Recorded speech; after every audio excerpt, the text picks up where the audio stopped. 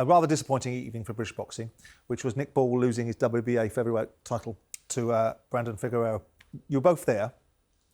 Both you and Paul were there, Spence. What did you make of the fight, Spence? I thought it was a great fight. You know, it was always going to be a tough fight for him. Figueroa was obviously the mandatory, so it was a fight that he had to do. You know, when a lot of people talking about was the height a big problem for him. When he boxed Ray Vargas, it was 5'10". So no, he knows how to, you know, he knows how to deal with taller fighters. It's nothing new to him, that. But Figueroa was just one. There was one of those fighters that just kept coming. Yep. He made it very, very difficult. And pushed Nick Ball right to the end. Nick Ball had nose problems in there as well. I think weight was a big problem going into this one as well. I think he sort of may have just started to outgrow this featherweight division. And Figueroa done a great job. And I think that at that stage of the fight, after round 11, I think that most of us would agree it was one round one way, one round another way. Could have even been level. So Nick Ball knew he had to roll the dice a little bit, and by doing that, he got caught with a shot, and that's boxing. You know, he took the gamble and paid the price. No shame in that. I mean, credit to him for getting up when he fall face first on the canvas. You don't see many fighters getting up, do you? Were you shocked? Done that. Were you shocked, Paul, by this outcome, or did you see this as a potential banana skin for Nick? I saw it as a potential banana skin. I said everyone all week, this is a bit of a... the way I said it is, I think it's a hiding to nothing for him. If he beats him and beats him well, it's like, well, you should have. And if he doesn't and he struggles, people who don't really know how good Figueroa is are going to criticise him for it because he's a world champion in his home city fighting, and he's on the crest of a wave at the moment, talking about potential fights with Inoue. Now, tactically, I think he could have been a little bit better. The shot, there's nothing you can really do about that. At the same time, punching, his non-punching hand was okay, if I'm not mistaken. A little bit low, just about to get up, and he's just been clipped with a lovely shot. As Spencer said, I totally agree. I was amazed he got up from it, to be honest with you. The way he landed, the way he fell. And you've lost to a good opponent and a good fella. He looked a little bit flatter than what I've seen in the past, Nick Ball. Well, that's what I wanted to ask you. I wanted to ask you something about the opponents he's had. And this goes into the face of having tough opponents, right? I'm not being disrespectful to the roll call of fighters that he's fought, right? But when he fought Ray Vargas, which, by the way, we all know he won that fight and should have walked away with that belt. When he beat Ray Ford, right? That was a great win. They were great wins, right? And they were at a high level. And then he gets, with due respect, he gets another 15 fighter in the world, Ronnie Rios, in Liverpool as a bit of a gimme, right? Then we get TJ Dahoney, then we get Sam Goodman, right? To my mind, these are fighters that are at a certain level, and then you get Brandon Figueroa, who's at a different level. These three fights, and having fights at a certain level of fight, a certain calibre, do they prepare him for the kind of opponent that he got well, or do they disadvantage him by fighting lesser level fighters? It's a good question. It could be one of both. It could be you've been at that level and you drop down, with all due respect to TJ Dahoney and the rest, a little bit lower, but now you've got to go right back up again. And as a young champion like him, in the shape that he's always in, and having that momentum of being a new world champion with all that confidence behind you, which must be up there, like exactly how you're feeling now, you would expect him to up his game. Now, Bias say he looked a little bit flat. He could have had a bad sleep. He could have had a bad weight cut. He could have been... It's something. There's got to be something there, but he just didn't look his usual self to me, and I'm not making excuses up for him. He lost the fight fair and square. Because I put that to Frank. I said to Frank about it. I said, again, it's me fishing for a reason why Nick Ball didn't get the outcome that we felt that he would get, and the performance that he put in, which resulted in him having to go into 12th round. If he was ahead in that fight, he might not have approached the 12th round the way he approached the 12th round, because I think the corner was saying to him, you've got to go win this round. Yeah, but he's been at that level because Ray Ford, Ray Vargas are at that level. Yeah, but the last three fights, you always say, Spence, you're as good as your last fight. But what I'm saying is that he has that experience, so he knows he's getting into that stage of a fight. He knows how to read the fight. But if you drop into second gear sometimes and you languish in second gear, isn't it more difficult to get out of that gear sometimes? Yeah, but I just think that it was always stylistically going to be one of these fights. He knew what he was going into. Like it's not like there's any decline from him. I think he's been chasing those bigger fights, and Inoue's always been in the background, fights like of that sort of magnitude. And sometimes, a fighter can get stale at a certain level because they want the bigger fights. But it is fair to say, Spencer, it is fair to say, and correct me if I'm wrong here, that Sam Goodman, TJ Dahoney and Ronnie Rios are not at the level of Ray Ford and Ray Vargas. And the way I look at it... doesn't mean it doesn't prepare him for a fight like Figueroa. One thing I noticed, Spencer, and to all of you, the one thing I noticed on the night where I'm saying he didn't set the usual white-hot pace that he sets. Yeah. Right, so he sets a phenomenal pace in his fight, and it's one of his biggest assets. But as you just said, he's setting that pace against those three fighters. And when you step it up in level, you can't really just go a little bit throw caution to the wind and set that pace because he's a well better fighter in front of you. But as I said all week, I think that fight was a bit of a hiding to nothing because the average casual fan on the couch is going to think this kid, you should be beating him surely. If all of the fusses about Nick Ball, rightly so, fight week, top of the bill in his home city, one of our own world champions, all behind him, and then the same banana skin's perfect. What did you make? I mean, before I bring in Brandon Figueroa's comments himself after the fight, what did you make of Figueroa's performance? Yeah, I thought he was very, very good. Maybe why Nick Ball wasn't himself as aggressive and such as you look what happened in the 12th round. He obviously respected Figueroa's power and just thought it wasn't Nick Ball's night. No doubt he'll come back, but anyone who would have given him stick online and stuff it's so stupid. You're a world champion, he headlined and stuff, so you got to respect and getting off from the canvas in the 12th round. Do you know what I mean? And going back out on it. But no doubt Nick Ball will be back. He's always entertained to watch. He's a fan favourite, so he is. So, but again, Figueroa was unbelievable. I thought very, very good. That is a good way to say it as well. He's just lost to the better man on the night. There's no shame in that with the type of fighter that Figueroa is. And if you go deeper into it and you look at Nick Ball, I think there was weight issues there. I think there's been weight issues there for a while. We see him on the Thursday at the press conference. You look at him and you go, this kid looks a ray of health. He looks brilliant. You see him on a Friday. He looks like he's in prisoner war camp. He looks like he's just come out of it. He looks terrible. Spence, the struggles on the weight. I know that I'm not making excuses for him. Where does he go, Spence? He goes straight into super featherweight, Simon. He moves up to super. Well, they've offered him a rematch. They won't get a rematch. No rematch clause in it. It was mandatory. But the suggestion is that they're prepared to entertain a rematch.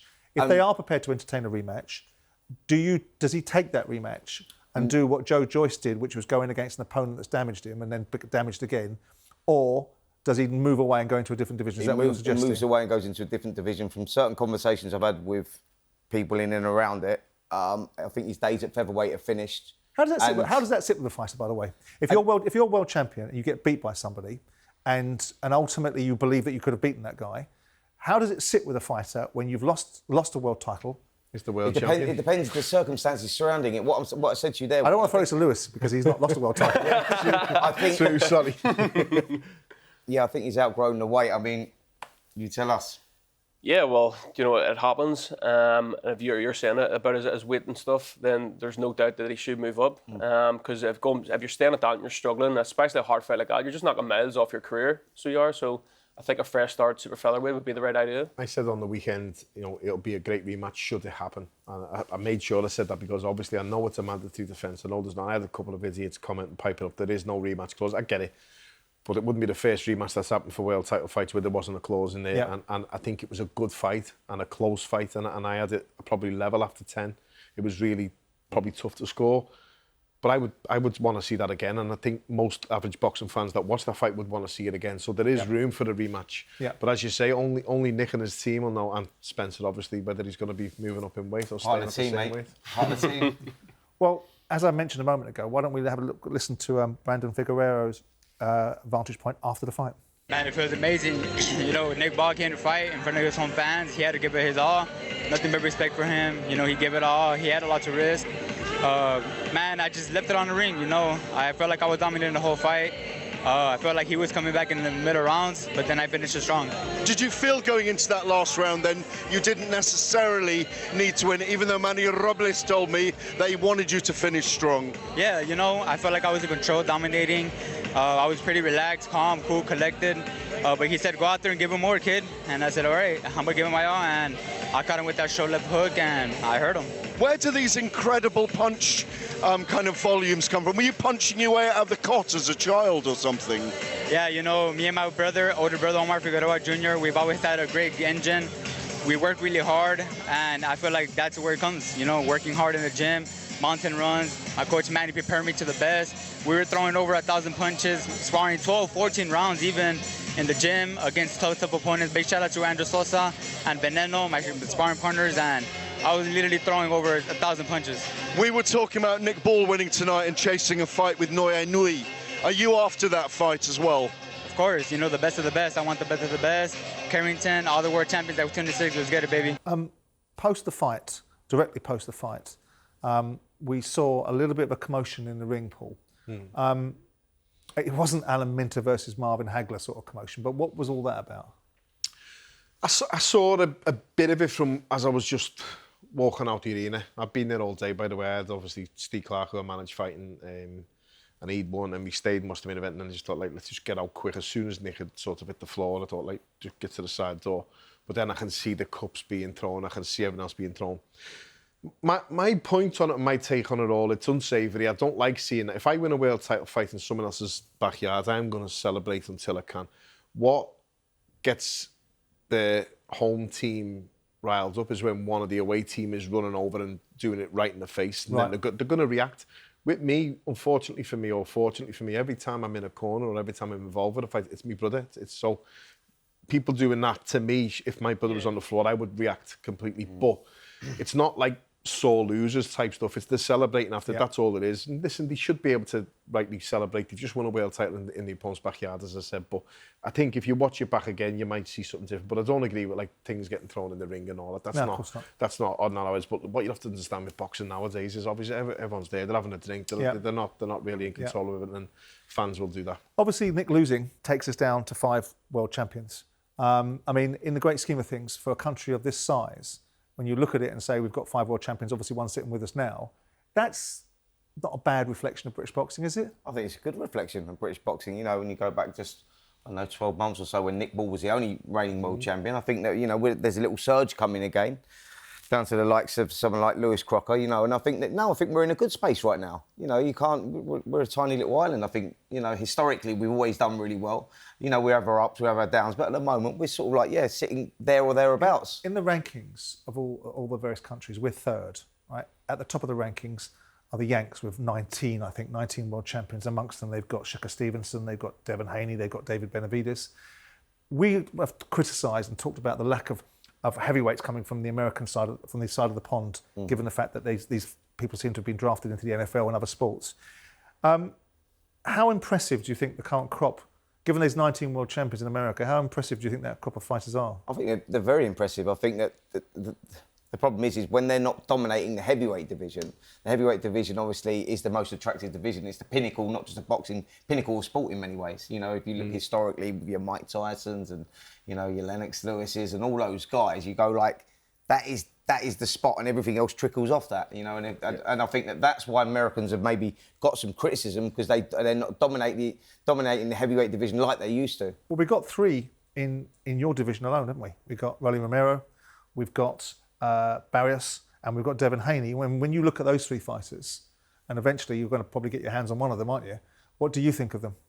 Yeah, well, I'd obviously rate Haney as the top. Yep. Based on his resume, it's his performance against Brian Norman. Yeah, of course. He's definitely, I would have him on the pound for pound list, obviously, and that's actually a fight that I was chasing there, because it was the biggest fight in boxing after being world champion. That's what I wanted, the biggest fight, but unfortunately it didn't happen. But like the likes you have Barrios, and he drew with Pacquiao, or Pacquiao arguably should have beat him and stuff, and then Romero as well, like he's been knocked out a couple times, so like they're winnable fights. There's ones I'm taking confidence like going into. The only one like you would say like Devin Haney would be a tough fight, obviously, but like when I look at the rest of the champions, it's titles that I want. Through choice, would you prefer a unification, or would you prefer to fight somebody else?